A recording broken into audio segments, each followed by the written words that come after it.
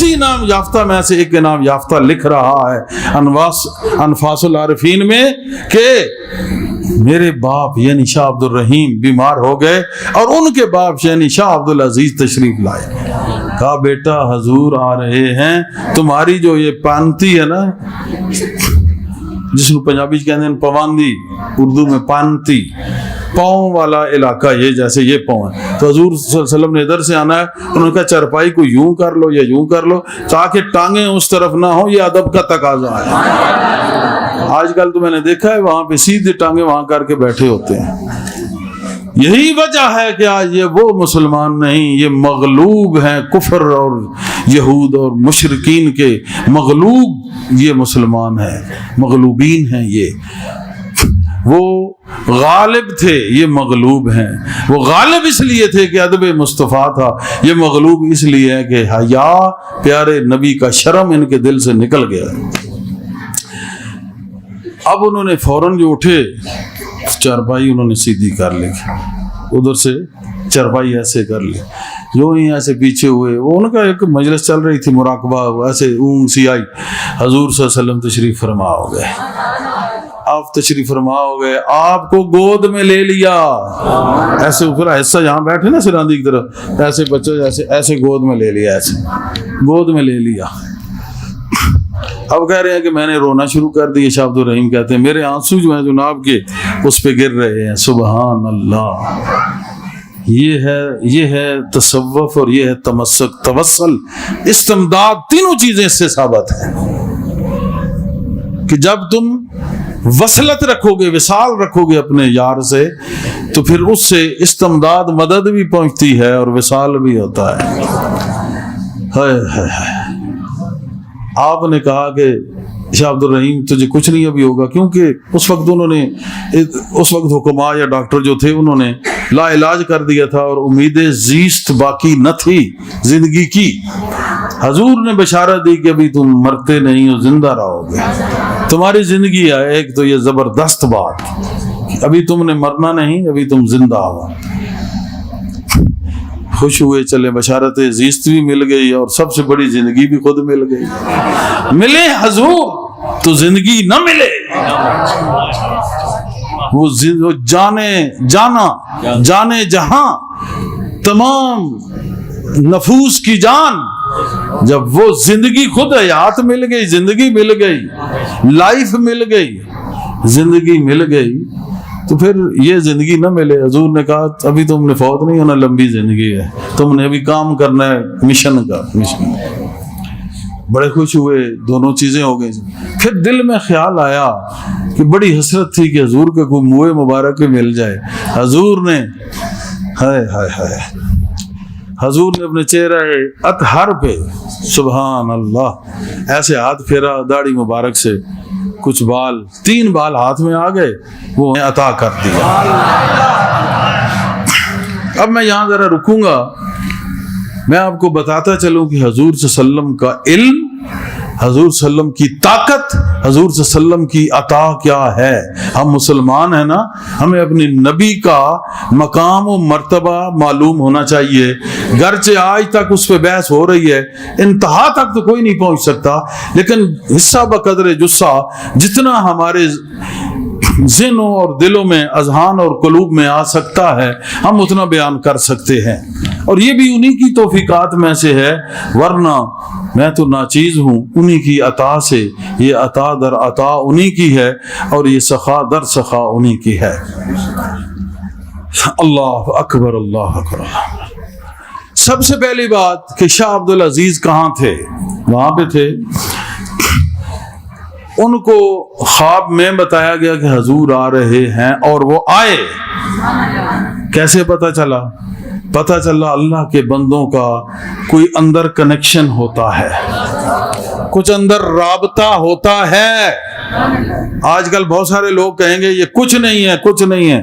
میں انہی کے نام کہہ رہا ہوں کہ یہ نئے آنے والے لوگ ہیں, یہ وہ پرانے نہیں جنہوں نے جن کا توسل رہا ہو اہل بیت یا صحابہ سے, جو جڑے رہے ہوں اہل بیت اور صحابہ سے, اور جڑے ہوئے آگے آ رہے ہوں, یہ ان میں سے نہیں ہیں.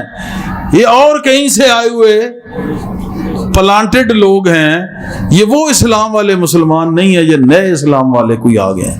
اور ہر نئی چیز جھوٹی ہوتی ہے، ہر نئی چیز جھوٹی ہوتی ہے، ہر پرانے آنے والی چیز ہی سچی ہے۔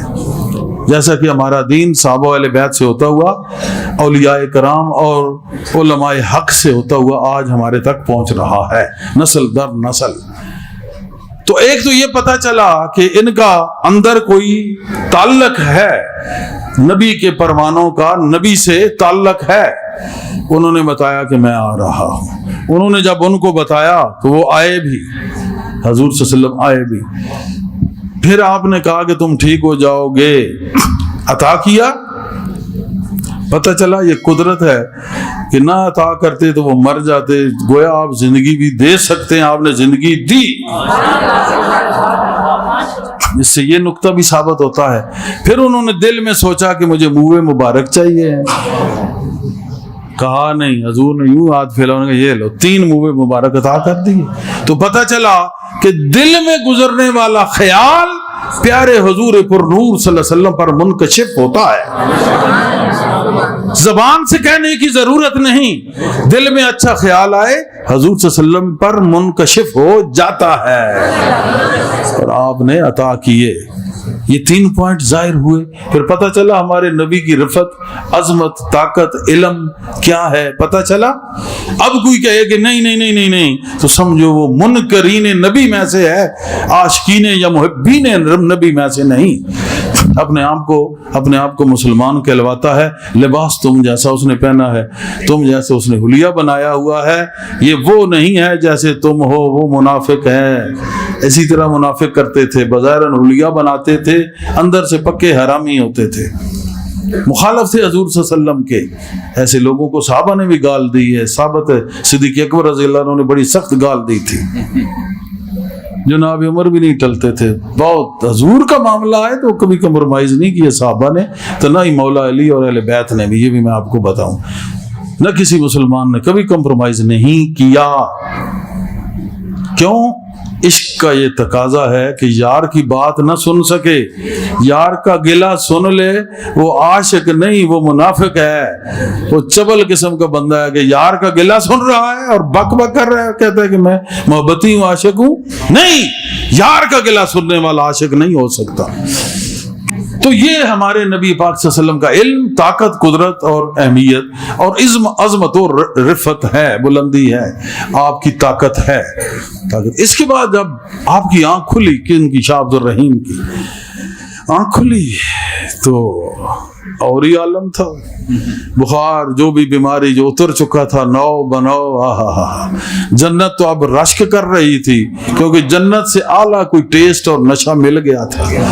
میخانہ محمدی سے خود ساقی نے پلا دی تھی، گویا ساری دنیا ہی ہلا دی تھی اور اندر ایک ہلچل سی مچا دی تھی۔